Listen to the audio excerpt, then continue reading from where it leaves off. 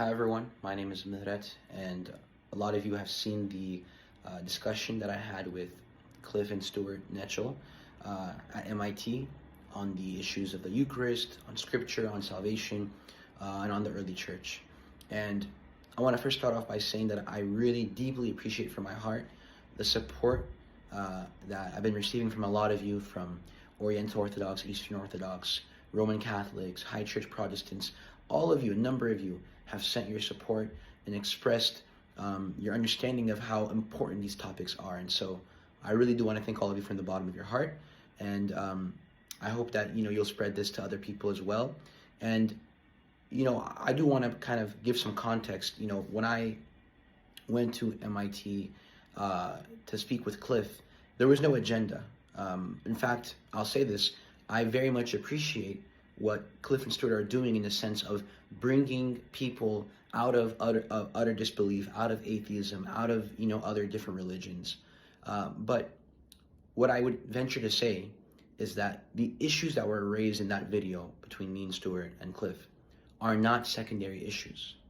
They're issues that profoundly affect our understanding of the gospel, of salvation, of Christ, and of Christianity as a whole.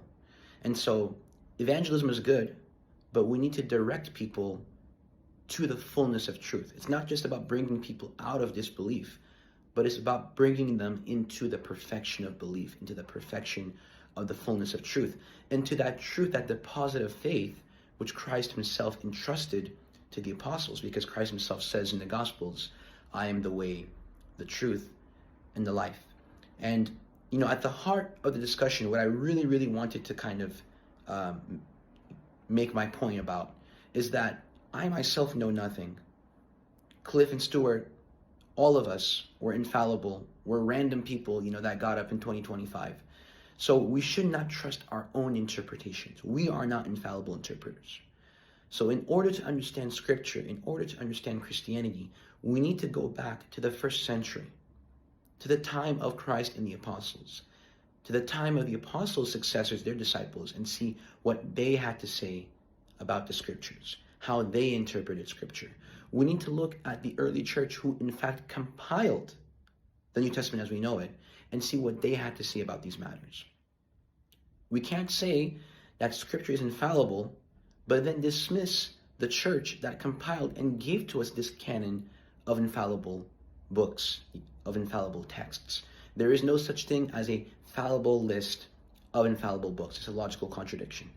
So rather than fall into pride, into rationalism and empiricism, rather we should humbly do our own research. And this is the plea that I'm extending to all of you that may be wrestling with the topics that I raised in that discussion. Put aside the ego, do the research. Look into what the early church really had to say about these issues. Look into what the direct contemporaries of the apostles, what they had to say about these issues. And hopefully that'll bring you to the right direction. And so I kind of wanted to finish out by saying, me and my co-host Ada, we have a podcast together called The Burning Bush. You can find us on YouTube, on Instagram. Hopefully you'll give us a follow. We have a lot of interesting videos that we're making and that we've already made, doing deep dives into Scripture, into a lot of these really, really important concepts. We actually finished recently a series on worship. So if you're curious about understanding how worship functioned in the Bible and in the early church, make sure to check out our videos. Thank you all. And lastly, I want to add, I am a sinful servant. And so I want to ask all of you to pray for me. Pray that I don't get in the way of my service to Christ. And I hope all of you will make sure to spread this to your friends, to all those around you, your coworkers, your family, so we can get that message out. God bless.